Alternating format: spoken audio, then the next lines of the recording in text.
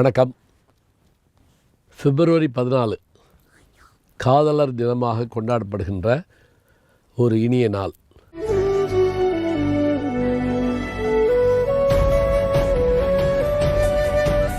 இதெல்லாம் கொண்டாடுறோமா, தேவையா அப்படின்னு கேட்குறது ஒரு சாரார்.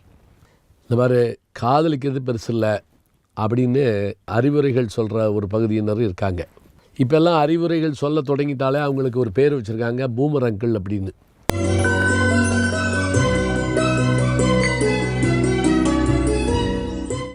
காதல் அப்படிங்கிற ஒரு விஷயத்தை சொல்கிற போது இது நமக்கு குழந்தை பருவத்தில் ஏற்படுமா? இல்லை. முதுமையில் வரக்கூடிய வாய்ப்பு இருக்கிறதா? சொல்ல முடியாது. என்றால் நமக்கான காதலுக்கான பருவத்திற்கான வயது என்று ஒன்று உண்டு. அதுவும் எல்லாராலையும் காதலிக்க முடியும்னு சொல்கிறதெல்லாம் பொய்யுங்கிறார் திருவள்ளுவர். மலரினும் மெல்லிது காமம், சிலரதன் செவ்வி தலைப்படுவாருங்கிறார் திருவள்ளுவர். என்னடா காமம்னு வருதுன்னு பயந்துடாதீங்க. அந்த காலத்தில் காதலை அந்த சொல்லை தான் பயன்படுத்தியிருக்கிறாங்க. இன்றைக்கி காமங்கிறது வேறு மாதிரி ஆயிடுச்சு. எப்படி நாற்றங்கிற சொல்லு வாசனைங்கிற ஒரு பொருளிலிருந்து வேறு பொருளுக்கு வந்ததோ அது போல். சரி, அப்போ எல்லாராலையும் காதலிக்க முடியாது அப்படின்னு திருவள்ளுவரை சொல்கிறாருன்னா என்ன அர்த்தம் தெரியுங்களா? இந்த உணர்வும் இந்த மென்மைத்தன்மையும் இந்த அவாவும் சிலருடைய வாழ்க்கையில் எப்போதாவது தான் ஏற்படும். அப்படி ஏற்படுகின்ற அந்த காலத்தில் அவர்கள் வாழ்கிற வாழ்க்கை அப்படியான ஒரு வசந்தம் போல தோன்றும். காலங்களில் அவள் வசந்தம், கலைகளிலே அவள் ஓவியம், மாதங்களில் அவள் மார்கழி, மலர்களிலே அவள் மல்லிகை என்று காணுகின்ற அத்தனை பொருளிலும் அவளுடைய உருவத்தை காணுகின்ற தன்மை. அதேபோல் ஆண்டாள் தான் பார்க்கின்ற அத்தனை பொருள்களிலும் திருமாலுடைய வடிவத்தை கண்டாள் என்று நான் பார்க்கிறோம். பின்னாடி கூட பாரதி சொல்வார், காக்கை சிறைகளிலே நந்தலாலா, உந்தன் கரிய நிறம் தோன்றுதைய நந்தலாலா அப்படின்னு. அப்போ இது ஆணுக்கு முறைய பெண்ணுக்கு முறைய ஒரு பருவம். இந்த பருவ காலத்தில் காதலிக்கப்படுகிறோம் என்பதே ஒரு பெருமைன்னு நினைக்கிறது உண்டு. இப்போ நினச்சி பாருங்கள், என்னை யாருமே பார்க்க மாட்டேங்கிறான்னு ஒரு பையனோ, யாருமே பார்க்க மாட்டேங்கிறாங்க அப்படின்னு ஒரு பெண்ணோ நினச்சா இது எத்தனை ஒரு துன்பகரமான ஒன்று. எனக்கு 4 பேர் என் பின்னாடி வந்துட்டுருக்கான், நான் அவங்களெல்லாம் இன்னும் செலக்ட் பண்ணலை அப்படின்னு சொல்கிறப்ப கேட்டுட்ருக்க பல பேருக்கு எப்படி எரியும். அதே மாதிரி இன்னும் பையங்க சில பேர் எங்கே போனாலும் விரட்டாளுக்கு பங்காளி, அப்போ நான் என்ன செய்கிறது, நான் ஒரு ஆள் அப்படின்னு அவன் சொல்லுவான். இதுவும் நமக்கு ஒரு பெரிய அனர்த்தமாக தெரியும். இதெல்லாம் ஒரு பெருமைக்காக சொல்லிக்கிறது. காதல் ஒருவனை கைப்பிடித்து அவன் காரியம் யாவினும் கை கொடுத்தும் வர் பாரதி. அதுபோல் அந்த காதலிப்பதற்காக தேர்ந்தெடுக்கிறத முறை இருக்கே, அதுவே பெரிய ஆச்சரியம்.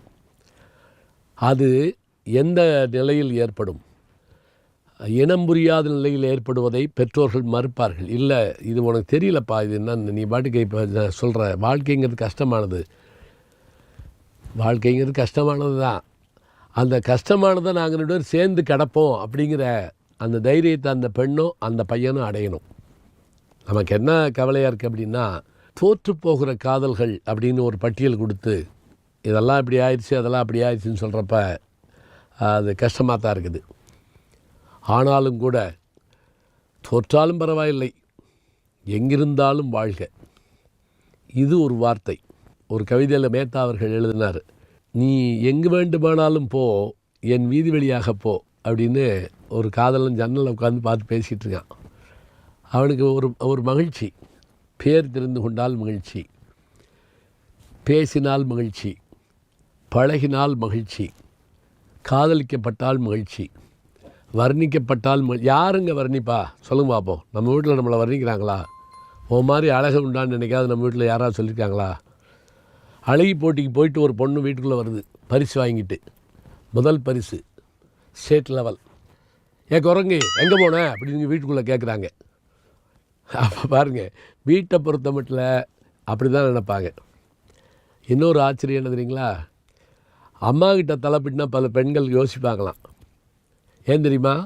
அம்மா உட்கார வச்சு தலை பின்னுறப்ப இதெல்லாம் நாங்கள் ரொம்ப நாளைக்கு முதல் சொல்கிறேன். இப்போல்லாம் இதெல்லாம் யோசிச்சுக்கிட்டு இருக்காங்க. இப்போ தலையை பின்னுறதில்ல, அது வேறு விஷயம். அம்மா அம்மாட்ட பின்னுறப்ப அம்மா 100 இது சொல்லுவாங்க, என்ன தலை வச்சுருக்க நீ, ஒரு புடி அப்படின்னு மண்டையில் ஒரு கொட்டு கொட்டி, இங்கே பாரு இது அதுதான் இருக்குது பாரு, அதான் இருக்குது பாரு அப்படி சொல்லிக்கிட்டே இருப்பாங்களாம். அந்த பெண்ணு குனிஞ்சிக்கிட்டு சிரிப்பாளாம். என்ன சிரிப்பாளாம், என் தலையில் ஈர் இருக்குது, பேன் இருக்குது, பரட்டையாக இருக்குது, பம்பையாக இருக்குதுன்னு நீ சொல்கிற, ஆனால் இந்த தலைமுடியை பற்றி அவன் 400 கவிதை எனக்கு எழுதி கொடுத்துருக்கான் உனக்கு தெரியுமா என்று அவள் மனதுக்குள்ளே நினைப்பாளாம். இவையெல்லாம் எப்போது நமக்கு நடக்கும் என்றால் அந்த பருவத்தில் நடக்கின்ற மகிழ்ச்சிகள் தான். இதை தாண்டி வர வேண்டும். காதலித்து திருமணம் செய்து கொண்டு வெற்றிகரமாக வாழ்க்கையை வாழ்கின்றவர்களும் உண்டு. காதலிலே தோல்வியுற்று தனித்தனியாக பிரிந்த போதும் கூட கிடைத்த வாழ்க்கையை ஏற்றுக்கொண்டு வெற்றி பெற்றவர்களும் உண்டு. எதுவாக இருந்தாலும் இந்த அனுபவத்தை தாண்டி எந்த மனிதனும் வர முடியாது, கடவுளாக இருந்தாலும் சரி. அதனால் இது ஒரு ஒப்பற்ற ஒரு உணர்வு என்று நாம் எடுத்துக்கொள்ள வேண்டும். சமீப காலங்களில் காதல் என்கின்ற ஒரு செய்தி கொஞ்சம் மலினப்படுத்தப்படுவது போல என்னை போன்றவர்களுக்கு தோன்றுகிறது. பிள்ளை பருவத்தில் வருகின்ற காதல், புரிந்து கொண்ட பிறகு வருகின்ற காதல், ஒருவரை ஒருவர் ஏற்றுக்கொண்டு எந்த துன்பமாக இருந்தாலும் அதை நாம் சென்று சந்திப்போம், பிறகு சாதிப்போம் என்று நினைக்கின்ற காதல் என்று பல வகைப்பட்டாலும் கூட காதலிலே வெற்றி பெற்றால் நல்லது, ஒருவேளை தோல்வி அடைந்தால் கூட ரொம்ப நல்லது என்று நினைத்து கொண்டு வாழ்க்கையை நாம் சமாளிக்க கற்றுக்கொள்ள வேண்டும். காதலர் தினத்திலே இப்படி சொல்லுகிறேனே என்று நினைக்க வேண்டாம். வெற்றி பெற வாழ்த்துக்கள். ஆனாலும் கூட வெற்றி பெறவில்லை என்பதற்காக இந்த வாழ்க்கை இதற்காக மட்டும் இல்லை என்பதை நினைத்து கொண்டால் போதும். அமரத்துவம் வாய்ந்தது என்று பாரதியும் பாரதிதாசனும் ஆழ்வார்களும் நாயன்மார்களும் நாயகி பாவத்தில் பாடிய ஆண்களும் என்று நாம் சொல்லிக்கொண்டே போகலாம். காதல் ஓர் உன்னதமான உணர்வு. மனித குலத்திற்கு மட்டுமில்லாமல் உலக உயிரினங்கள் அத்தனைக்கும் இந்த உணர்வு உண்டு என்பதால் உலகப் பொதுமை, உலக உயிர் பொதுமை காதல்.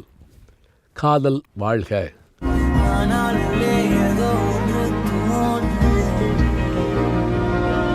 நல்ல செய்திகளை நாளும் சிந்திப்போம், நாளை சந்திப்போம். நாளும் நல்ல தமிழ் கேட்க முனைவர் ஞானசம்பந்தம் அவர்களின் கேளுங்கள். கண்டிப்பாக கேளுங்க, நான் கேட்டுட்டு இருக்கேன். யூடியூப் சேனல் சேர்ந்து Instagram, Facebook, Twitter, blog, WhatsApp channel என்று அத்தனையிலும் நான் முன்தொடர்ந்து செல்கிறேன். நீங்கள் பின்தொடர்ந்து வாருங்கள்.